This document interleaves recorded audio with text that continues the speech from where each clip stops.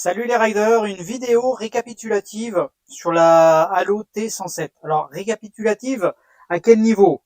Je dirais au niveau des modifications et des améliorations possibles. Alors en préambule, ce que je préfère signaler à tout projet Halo T107, comme beaucoup de trottinettes, quand je dis Halo Night, je pense aussi à l'AOT, du HOTS, enfin toutes les trottinettes qui sont un peu cousines en termes de châssis, en termes de deck, c'est que si vous vous engagez dans l'achat, il faudra y mettre entre guillemets les mains dedans, c'est-à-dire qu'il faudra être bricoleur pour toutes les améliorations. Ça, c'est un préambule important. Il faudra également vous outiller, ça c'est une certitude. Alors outiller à quel niveau? Pour les plus aguerris, je dirais, n'hésitez pas à prendre un lève-moto, parce que effectivement la trottinette fait 47 kg, donc pas facile à soulever par rapport à l'amplitude de la trottinette. Et n'hésitez pas également à vous équiper de tout ce qui est clé Allen, différents types de clés, clés à cliquetis, parce que ça sera également un préambule important, en plus de tout ce qui est voltmètre, parce que vous aurez forcément l'occasion à un moment donné de devoir démonter le deck, soit pour vérifier vos connexions cosmoteurs, voire après devoir changer vos disques de frein, parce que je vous le répète, certaines opérations vont nécessiter du démontage. Donc cette vidéo va se composer, je dirais, en deux parties en une. Alors on va commencer par l'arrière. L'arrière, ce qui va être important, c'est déjà en sortie de carton, c'est de graisser tout le train arrière. Alors le train arrière, c'est quoi? C'est cette partie-là. Alors le démontage va devoir se faire sur 3 axes. Cet axe-là, celui-ci est également celui qui est sous le marchepied. Donc bien sûr, il faudra démonter le marchepied obligatoirement pour y avoir accès. Ça va libérer l'amortisseur que je vous conseille également de changer. Donc ça, vous l'avez vu dans différents posts sur le groupe Halo Night France. Je vous conseille le DNM22. Alors à partir de 1500 lbs, 1600. J'ai vu également qu'il en existait des 2000 à réserver, je dirais, au plus lourd. Autrement, pour ceux qui, comme moi, font entre 70, 75, 80 kg, un 1006 me paraît être un bon compromis. Donc d'origine, sur la première version, la V1 de la Halo Night, vous serez livré en 140 au niveau du disque de frein. La V2 est livrée en 160. Donc moi, comme vous pouvez le voir, je suis passé en 160 parce que c'est vrai qu'en 140, ça me paraît être un peu juste. Ça a tendance à voiler. N'oublions pas que ce ne sont que des disques durs de VTT. Donc on est sur des disques durs sur des disques de frein, pardon. On est sur des disques de frein de 2 mm, alors un peu moins de 2 mm calibrés. Donc n'hésitez pas à prendre de la qualité afin d'éviter une surchauffe et un voilage trop rapide. Donc pour moi, j'ai installé également, ce qui n'est pas une obligation, mais je trouvais pas mal, un feu donc central que j'ai repiqué sur les feux de stop. Alors attention, feux de stop arrière qui sont en 60 volts. Donc faites attention, c'est pas parce que les feux sont tout petits à l'arrière que c'est du 12 volts. Donc si vous voulez éviter de griller les petites lampes que vous pourriez acheter par la suite, il faut se méfier.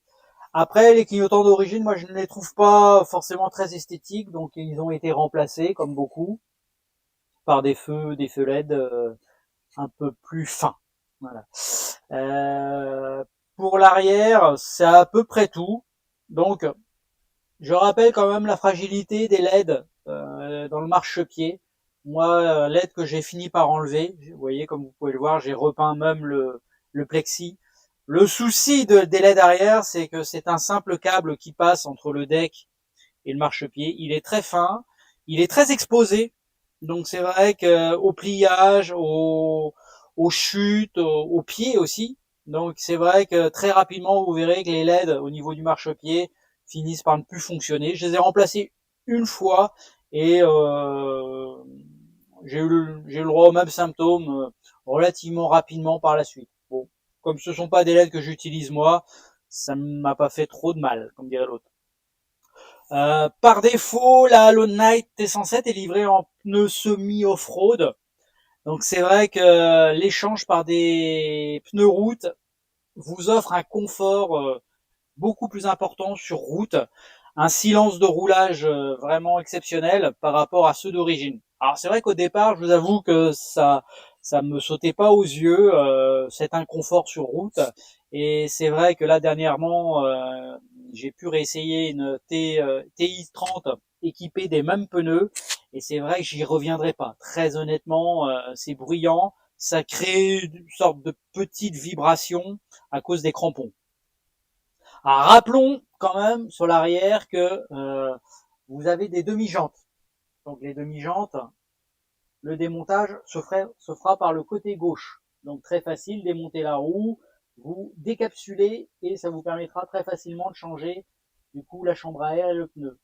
Revers de la médaille, du coup, à l'inverse, quand vous allez devoir changer vos étriers de frein, il faudra démonter entièrement le câble moteur, donc ouvrir le deck, déconnecter les capteurs Hall, déconnecter les 3 câbles moteurs. Profitez-en, ça c'est mon conseil, pour quand vous remontez l'ensemble, faire passer le câble moteur à l'extérieur, parce que par défaut, il passe par l'intérieur. Et donc ça vient frotter les entretoises et on n'est pas à l'abri d'une usure prématurée. Rappelons que pour le montage d'un nouvel amortisseur, comme celui d'origine n'est pas standard au niveau de l'anthrax et au niveau de la largeur de l'anthrax, c'est vrai que ça va vous obliger à vous munir d'entretoises. Alors après, soit vous les faites vous-même, soit à Manu ou soit à Paul, donc de vous faire les entretoises. C'est une obligation si vous changez l'amortisseur arrière. L'amortisseur arrière, je vous le rappelle, qui d'origine n'est pas du tout graissé, donc les axes s'usent assez rapidement et vous risquez d'avoir de la corrosion et une fragilité plus rapide. Donc pour l'arrière, c'est à peu près tout. Donc rappelons que il faudra vérifier régulièrement les serrages de tout ce qui est vis, que ça soit étrier, que ça soit roue, enfin que ça soit également les vis de support de marchepied. Elles ont tendance, pareil, à se dévisser avec les vibrations, malgré le frein filet que vous pourriez mettre, le 243, donc le bleu, évitez le rouge. Donc vérifiez. C'est pour ça que je rappelle que ce type de trottinette-là nécessite une surveillance, je dirais, régulière. Ne pensez pas acheter cette trottinette-là en vous disant, voilà, elle sort du carton, je suis parti et je n'aurai aucun entretien à faire. Ça, et vous l'oubliez. Vous l'oubliez, dans ces cas-là, vous achetez une trottinette en atelier du type magasin classique, du Altron, enfin toutes les autres trottinettes qui pourraient vous offrir éventuellement un magasin, une vitrine et un atelier. Voilà. Si vous vous sentez pas, ne tentez pas le diable. Alors après, pour le deck, moi d'origine j'y ai mis une autre surface qui me permet de plus facilement le nettoyer et d'agripper un peu plus que celui d'origine qui est plus proche du papier de verre qu'autre chose. Bon, je rappelle, vous avez 2 ports de charge qui supportent chacun 5 ampères. Donc n'hésitez pas également à changer vos blocs secteurs d'origine qui sont moyennement calibrés. Je l'ai rappelé dans plusieurs vidéos, vous avez les e-try qui paraissent être un bon compromis, un bon rapport qualité-prix. Pour l'avant, parlons de l'amortisseur, parlons de quelque chose qui fâche. L'amortisseur de direction d'origine est de piètre qualité et aura tendance de toute façon à fuir assez rapidement. En plus, il ne va pas vous offrir un débattement extraordinaire. Donc ce que je vous conseille, c'est de changer l'amortisseur assez rapidement. Alors là, vous avez un JPG qui est vraiment d'excellente qualité. Bon, effectivement, ça a un coût, on ne doit pas être très loin de mémoire, environ 35-50 € quand même. Donc ce n'est pas un petit budget, mais ça vous offrira également un débattement droite-gauche beaucoup plus important. Alors, d'origine, vous avez... vous allez vous apercevoir d'un certain jeu au niveau de cette pièce, au niveau du lock. Pensez à visser le boulon qui est en dessous. C'est un boulon de 10 avec une clé à pipe, clé de 10. Sachant que la tige filetée n'est pas également d'une grande qualité, vous aurez peut-être besoin de la changer par une autre tige filetée. Ça vous obligera à démonter donc cette dernière en passant également par le haut, démonter la poignée. Alors attention, grosse galère si, comme pour moi, le ressort saute. Pour le remettre, c'est coton. C'est coton. On y arrive, hein, mais c'est vrai qu'il faut beaucoup de patience. Si vous avez moyen d'enlever la tige filetée sans enlever le ressort, c'est banco. C'est beaucoup plus simple. Alors si comme moi, vous ne pliez jamais votre trottinette, le confort ultime restera le perçage du lock, donc par deux M5. Donc là, il faut percer et tarauder. Donc percer à 4,2 et tarauder à 5 pour les spécialistes du taraudage. Et donc vous vissez, ce qui va maintenir effectivement votre lock de façon un peu plus rigide.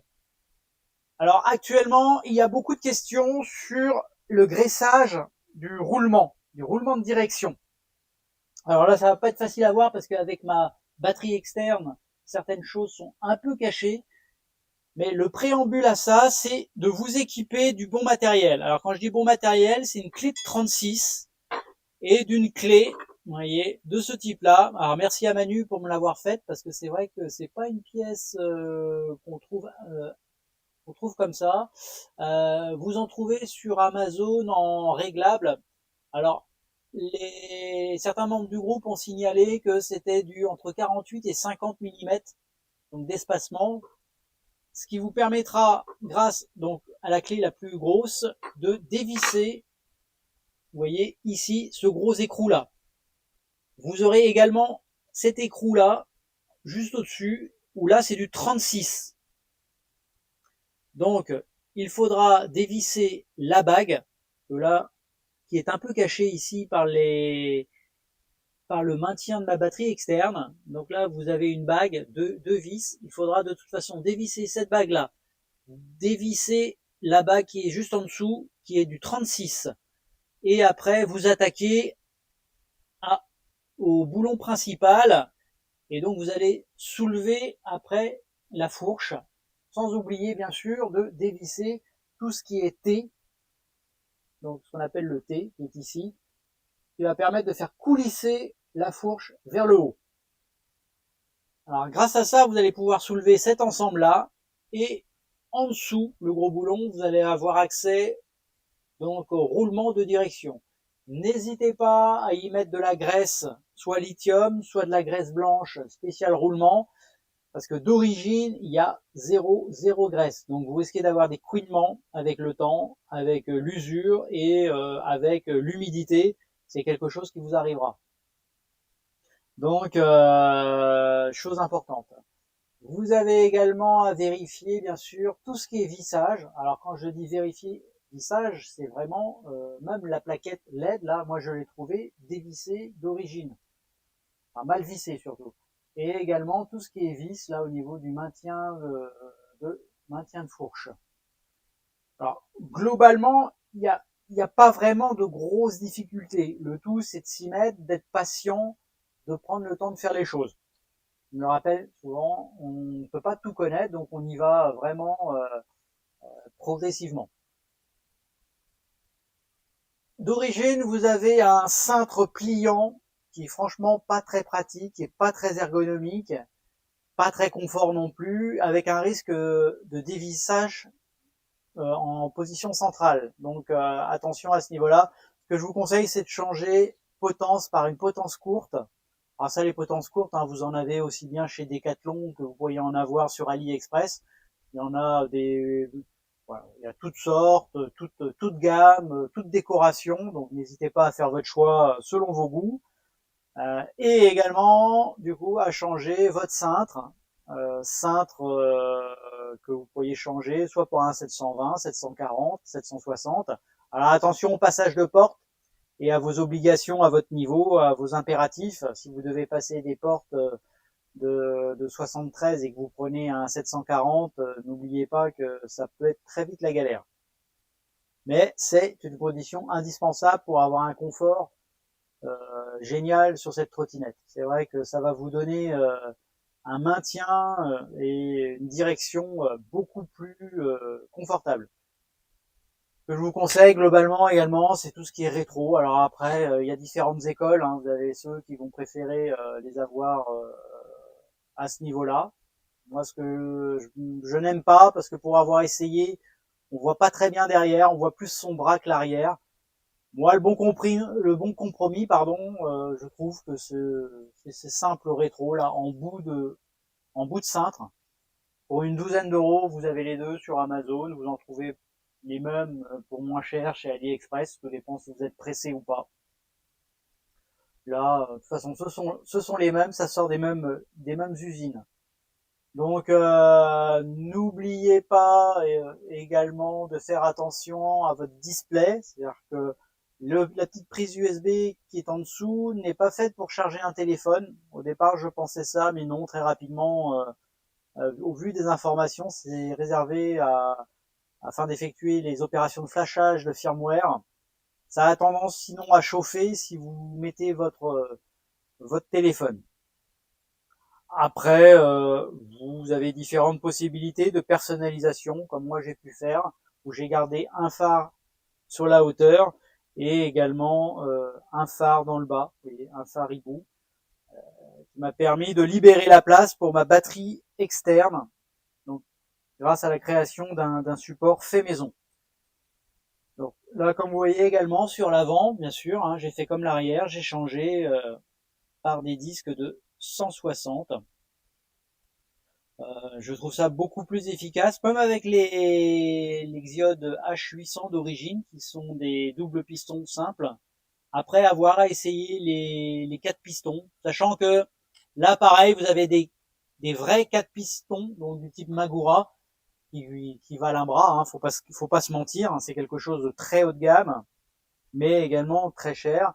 Et après, vous avez une marque qui s'appelle Tand, donc sur AliExpress, qui pour une soixantaine d'euros vous vendent des 4 pistons. Alors c'est pas véritablement des 4 pistons, c'est 4 petits pistons qui remplacent les 2 pistons. Donc a priori, au dire de Manu, ils sont plus efficaces que ceux d'origine. Je les ai commandés, je suis pas spécialement pressé de les monter parce que je trouve qu'actuellement mon freinage n'est pas mauvais, mais je les ai pris en stock au cas où il y aurait une fuite d'une durite par exemple, qui me permettrait de faire cette opération-là. Mais je la ferai pas spécialement, ou alors je ferai ça cet hiver tranquillement.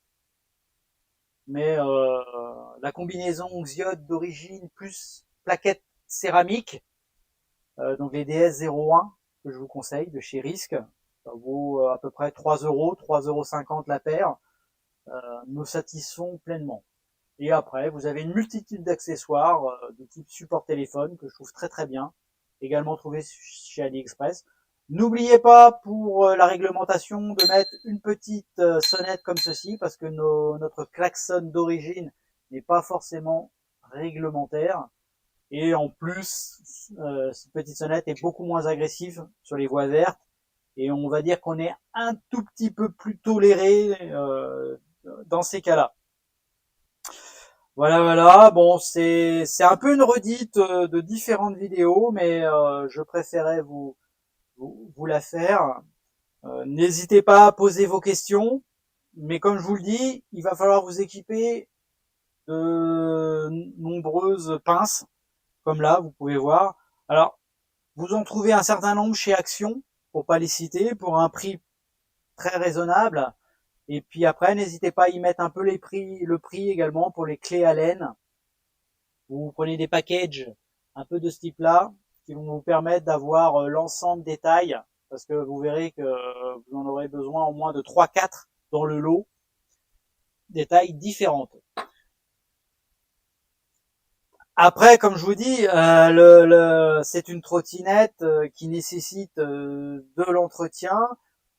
Si vous n'avez pas les compétences, ben il va falloir les acquérir, à moins que vous ayez un pote qui les ait et qui puisse vous faire l'entretien.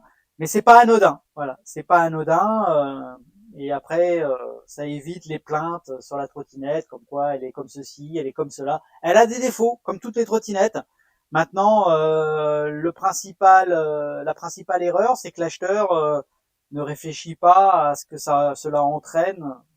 Il ne voit que le côté trottinette, vitesse, performance, rapport qualité-prix, mais à aucun moment ne s'engage dans l'apprentissage de tout ce qui est mécanique. Voilà en résumé ce que je voulais vous dire.